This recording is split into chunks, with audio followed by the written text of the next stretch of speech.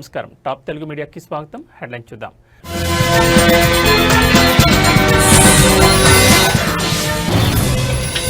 జల దిగ్బంధంలో హైదరాబాద్ మహానగరం. మూసీ పరివాహక ప్రాంతాల్లోకి చేరిన వరద.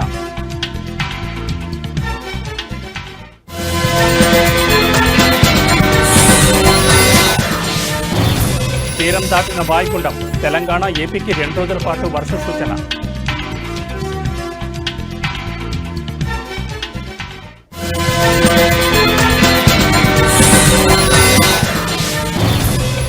ఇంద్రకీలాద్రిపై 6వ రోజు దసరా మహోత్సవాలు. దుర్గమ్మను దర్శించుకున్న ఎమ్మెల్యే నందమూరి బాలకృష్ణ.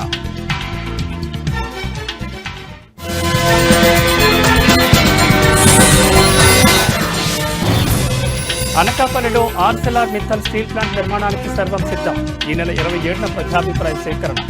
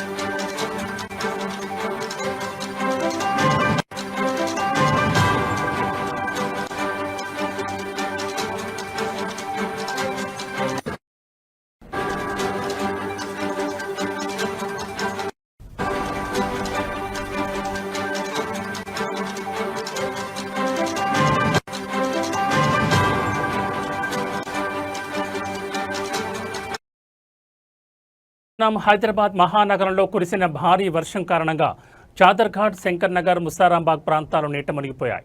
వరద క్రమంగా పెరుగుతుండటంతో మూసీ పరివాహక ప్రాంతాల్లో ప్రజలు భయాందోళనకు గురవుతున్నారు. ఈ నేపథ్యంలో మూసీ పరివాహక ప్రాంతాల్లో నివసించే ప్రజలు తమ ఇళ్లు ఖాళీ చేసి ఆశ్రయం కోసం పునరావాస కేంద్రాలకు వెళుతున్నారు.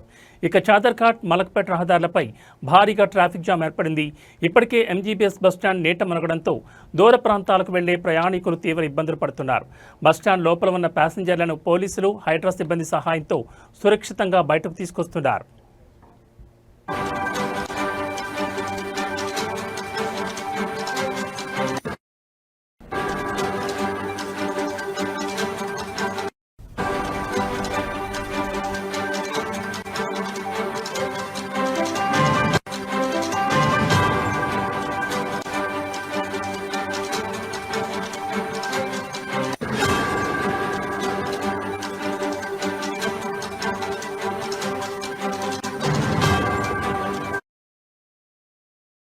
డిపో ఫ్లైఓవర్ నుంచి చాదర్ఘాట్ వరకు మూసీ నదిలో భారీ నీటి ప్రవాహం కొనసాగుతోంది. పోలీసులు, జీహెచ్ఎంసీ, డిజాస్టర్ రెస్పాన్స్ టీం, నీటిపారుదల అధికారులు నిరంతరం పర్యవేక్షిస్తున్నారు. నీటి మట్టాలు తగ్గే వరకు లోతట్టు ప్రాంతాలు, నదీ తీర మార్గాలకు దూరంగా ఉండాలని ప్రజలకు అధికారులు సూచనలు జారీ చేశారు. మరోవైపు జియా కూడా పురాణాపూల్ ప్రాంతాల్లో భారీ వరద నీరు చేరింది. ఇప్పటికే ఈ రూట్లను అధికారులు మూసివేశారు. మూసీని ఆనుకుని ఉన్న జియా కూడా బస్తీలు, కాలనీలోకి వరద నీరు చేరడంతో ప్రజలను పునరావాస కేంద్రాలకు తరలించారు. అలాగే పురాణాపూల్లోని శివాలయం నీట మునిగిపోయింది.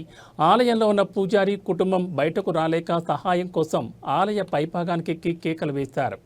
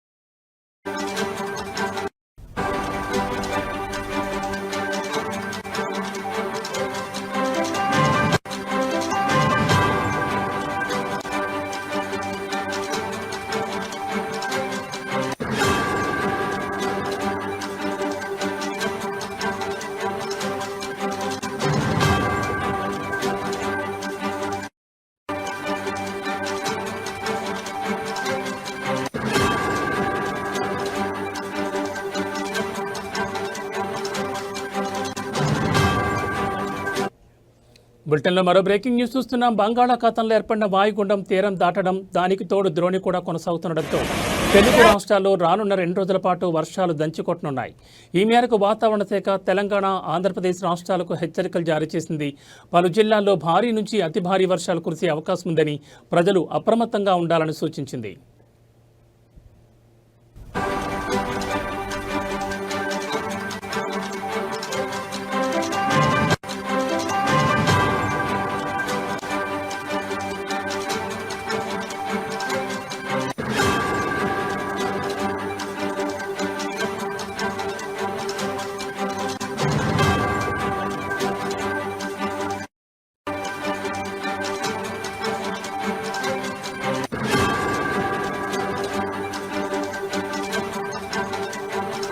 తెలంగాణలో శని, ఆదివారాల్లో చాలా ప్రాంతాల్లో ఉరుములు, మెరుపులతో కూడిన వర్షాలు కురుస్తాయని వాతావరణ కేంద్రం తెలిపింది. ముఖ్యంగా శనివారం నిర్మల్, నిజామాబాద్, మహబూబాబాద్, వరంగల్, హనుమకొండ, సిద్దిపేట, సంగారెడ్డి, కామారెడ్డి, మహబూబ్నగర్ సహా పలు జిల్లాల్లో భారీ వర్షాలు పడతాయని పేర్కొంటూ ఎల్లో అలర్ట్ జారీ చేసింది. ఆదిలాబాద్, కరీంనగర్, ఖమ్మం, రంగారెడ్డి, హైదరాబాద్, మేడ్చల్ వంటి ఇతర జిల్లాల్లోనూ భారీ వర్షాలు పడే సూచనలున్నాయని వెల్లడించింది. వర్షంతో పాటు గంటకు 40 నుంచి 50 కిలోమీటర్ల వేగంతో బలమైన ఈదురుగాలులు వీచే అవకాశం ఉందని హెచ్చరించింది.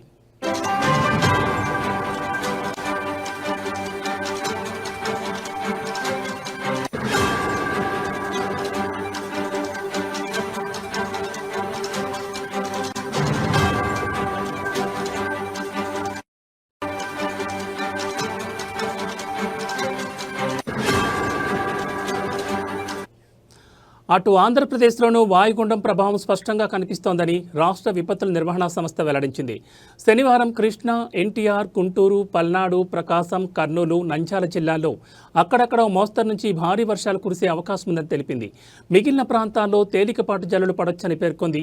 తీరం వెంబడి గంటకు 40 నుంచి 60 కిలోమీటర్ల వేగంతో గాలులు వీస్తాయని ప్రజలు జాగ్రత్తగా ఉండాలని సూచించింది.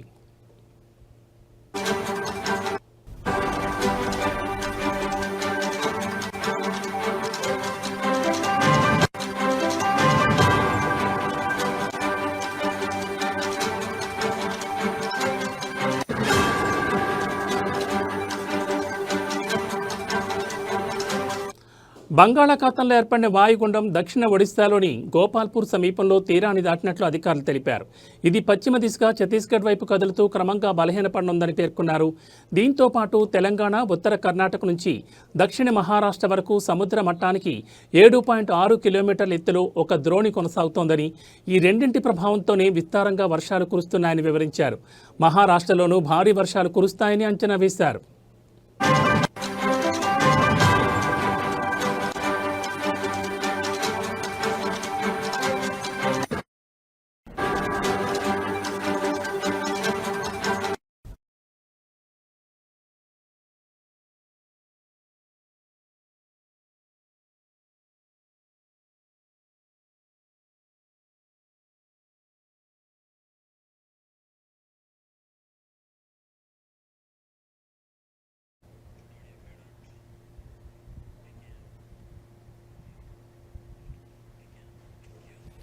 ఏపీలో కురుస్తున్న వర్షాల కారణంగా వైఎస్ఆర్ కడప జిల్లా పోరుమామిళ్లపట్నంలోని గాంధీ బొమ్మ సెంటర్లో రోడ్డుపై వర్షపు నీరు నిలిచిపోయి ప్రజల రాకపోకలకు తీవ్ర అంతరాయం కలిగింది. ఈ నీటి వల్ల స్థానిక ప్రజలు, ముఖ్యంగా వృద్ధులు, వికలాంగులు అవస్థలు పడ్డారు. కడప నుంచి విజయవాడకు వెళ్లే హైవే 4 లైన్ రోడ్డు విస్తరణ పనులు పోరుమామిళ్లపట్నంలో జరుగుతున్నాయి. ఈ పనుల కారణంగా వర్షపు నీరు ఎటు వెళ్లలేక రోడ్డుపైన నిలిచిపోయింది. వర్షాలు, రోడ్డు విస్తరణ పనులు ఏకకాలంలో జరగడంతో రోడ్లు అస్తవ్యస్తంగా మారాయి. దీనివల్ల వాహనదారులు, ప్రజలు తీవ్ర ఇబ్బందులు ఎదుర్కొంటున్నారు. ప్రజల కష్టాలను గుర్తించిన తెలుగుదేశం పార్టీ నాయకులు ఈ సమస్య పరిష్కారానికి చొరవ తీసుకున్నారు. పోరుమామిళ్ల సహకార సంఘం చైర్మన్ కల్లూరి వెంకటకృష్ణారెడ్డి, పోరుమామిళ్ల మాజీ ఎంపీటీసీ ఇమాన్ ఉషాన్, సీతా వెంకట సుబ్బయ్య, గాలి మురళి, ప్రొఫెసర్ భాషా తదితర నాయకులు వెంటనే రంగంలోకి దిగారు. వారు జేసీబీని ఉపయోగించి రోడ్డుపై నిలిచిన వర్షపు నీటిని బయటకు పంపేందుకు తగిన ఏర్పాట్లు చేసి ప్రజలకు ఉపశమనం కల్పించారు.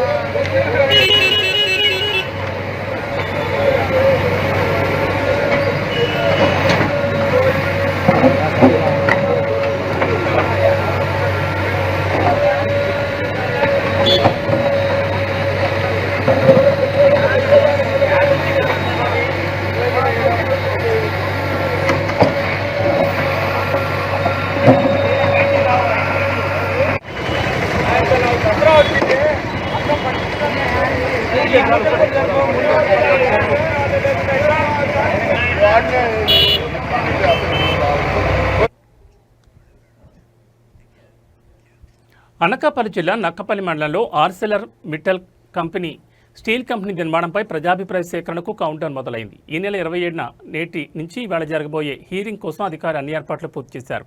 నక్కపల్లి మండలంలోని అమలాపురం సమీపంలో వేదికను సిద్ధం చేసి ప్రజల కోసం కుర్చీలు, సామియానాలు, టెంట్లు ఏర్పాటు చేశారు.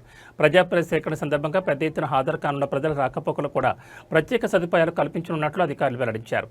ఎటువంటి అవాంఛనీయ సంఘటనలు చోటు చేసుకోకుండా భద్రతా చర్యలు మరింత కఠినతరం చేశారు. నర్సీపట్నం డీఎస్పీ పోతిరెడ్డి శ్రీనివాసరావు స్వయంగా పోలీస్ బందోబస్తు ఏర్పాట్లను పరిశీలించి మీడియాకు వివరాలు వెల్లడించారు.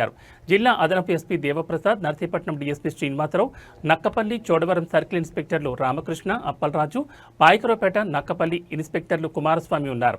మరోపక్క మిట్టల్ కంపెనీ ప్రతినిధి సత్యనారాయణ, సెక్యూరిటీ వింగ్ కిషోర్ తదితరులు సభా ఏర్పాట్లను స్వయంగా పర్యవేక్షిస్తున్నారు.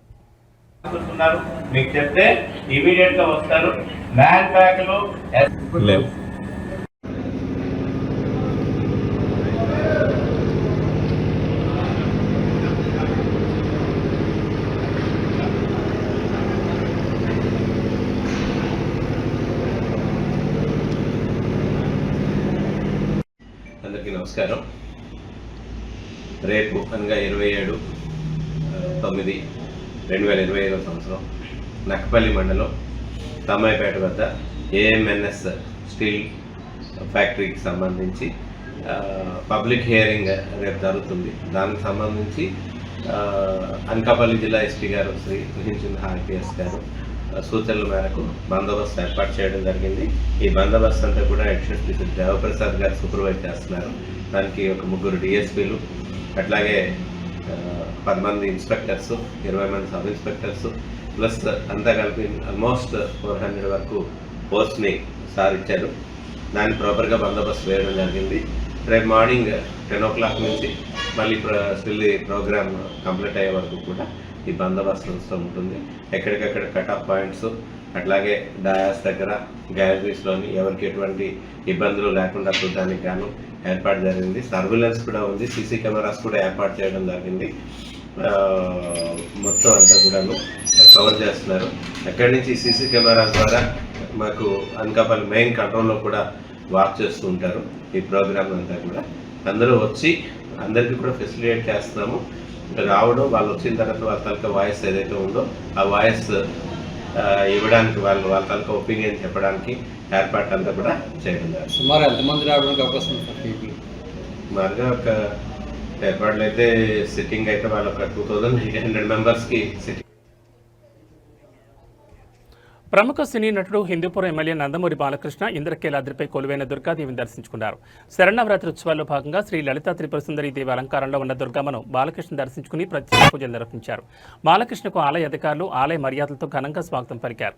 అనంతరం ఆయన మాట్లాడుతూ శ్రీ లలితా త్రిపుర సుందరి దేవి అలంకారంలో ఉన్న దుర్గమ్మను దర్శించుకోవడం సంతోషంగా ఉందని తెలిపారు. అమ్మవారి ఆశీస్సులు అందరిపై ఉండాలని కోరుకున్నారని, తండోపతండాలుగా భక్తులు కఠోర దీక్షతో అమ్మవారి ఆశీర్వాదం కోసం వస్తున్నారన్నారు. అమ్మవారి దృష్టిలో అందరూ ఒక్కటేనని అన్నారు.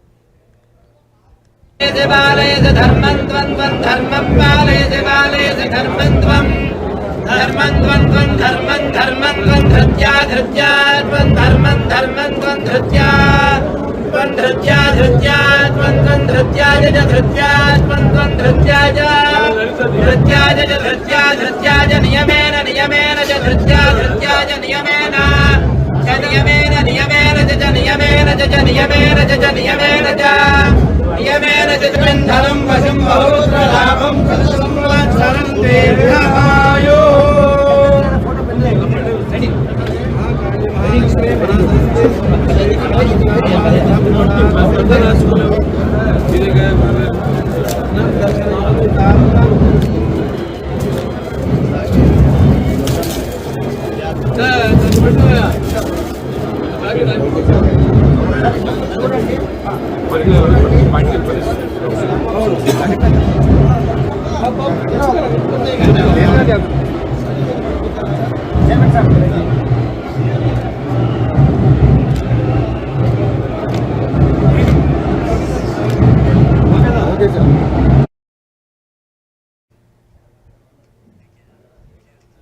శ్రీకాకుళం జిల్లా ఆమదాల వలస నియోజకవర్గం ఎమ్మెల్యే కోన రవికుమార్ ఇంద్రకీలాద్రిపై కొలువైన దుర్గాదేవిని దర్శించుకున్నారు.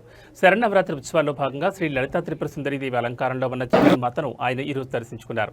ఆలయ అధికారులు ఎమ్మెల్యే కోన రవికుమార్కు సాంప్రదాయ స్వాగతం పలికారు. దర్శనం అనంతరం స్వామివారి తీర్థ ప్రసాదాలు, చిత్రపటం, శేషవస్త్రం అందజేశారు. అనంతరం మీడియా పాయింట్లో ఎమ్మెల్యే కోన రవికుమార్ మాట్లాడుతూ కీలక వ్యాఖ్యలు చేశారు. రాష్ట్ర ప్రజలు సుఖ సంతోషాలతో జీవించాలని, ముఖ్యమంత్రి నారా చంద్రబాబు నాయుడుకు సంపూర్ణ ఆయురారోగ్యాలు జగన్మాత ప్రసాదించాలని దుర్గమ్మ తల్లిని వేడుకున్నానని తెలిపారు. ముఖ్యమంత్రి చంద్రబాబు నాయుడు నేతృత్వంలో రాష్ట్ర ప్రభుత్వం నవశకానికి నాంది పలుకుతుందన్నారు. అంజనా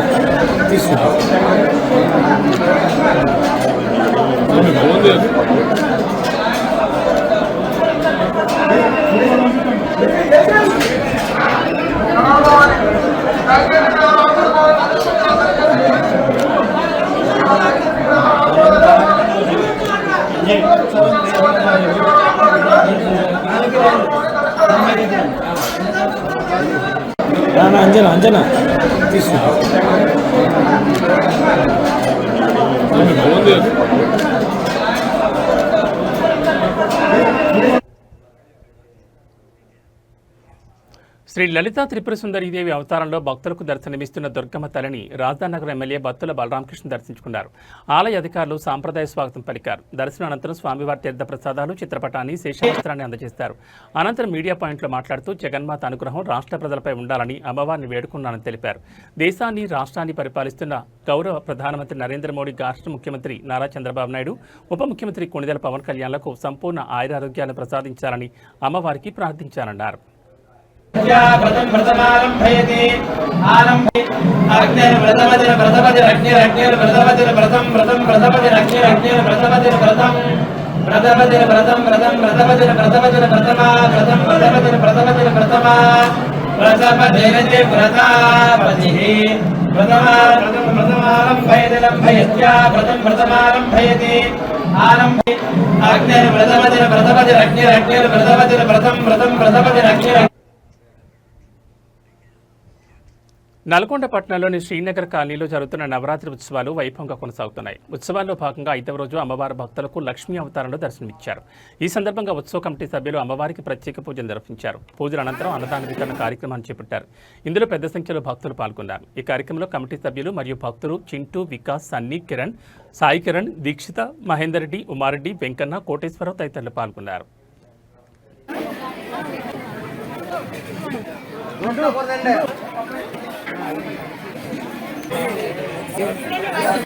మీరే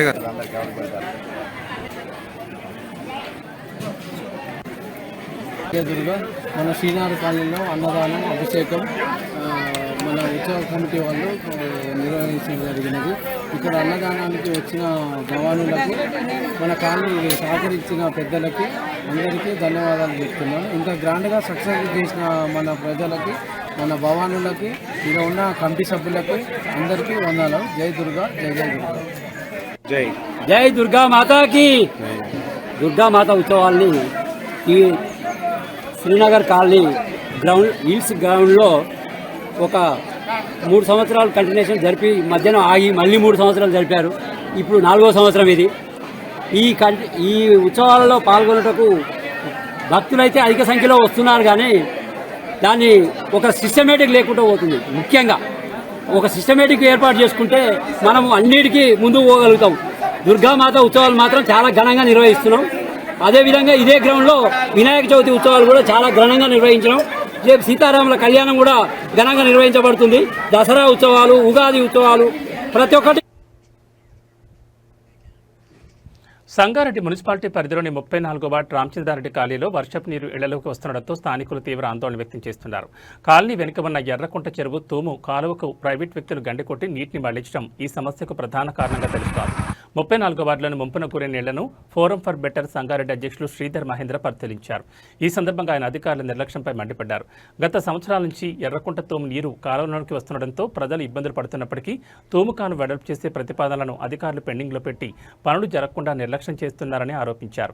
ఎర్రకుంట చెరువు, తూము వెంట ఉన్న ప్రభుత్వ భూమి సర్వే నెంబర్ 403లో కొంతమంది ప్రైవేట్ వ్యక్తులు తప్పుడు పత్రాలతో తూము కాలువను కుదించి ప్రభుత్వ భూమిని కబ్జాలు చేస్తూ అక్రమంగా షెడ్లు, భవన నిర్మాణాలు చేస్తున్నారని శ్రీధర్ మహేంద్ర తెలిపారు.